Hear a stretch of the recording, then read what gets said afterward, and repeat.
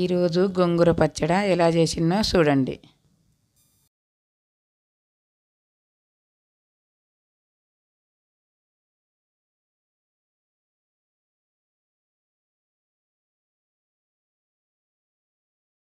పెట్టి జీలకర్ర నువ్వులు వేయించి పక్కకు పెట్టుకొని నూనె పోసంలా పచ్చిమిరపకాయలు కరివేపాకు కొత్తిమీర పుదీనా వేసి అవి మగ్గినాక అవి పక్కకు పెట్టుకొని మళ్ళీ అదే గిన్నెలో నూనె పోసి గోంగూర పెట్టి 2 టమాటాలు కోసి అందులో దాని మీద వేసినాక పసుపు ఉప్పు వేసి మగ్గినాక మిక్సీ పట్టి దాన్ని తాలింపు వేసుకోవాలి.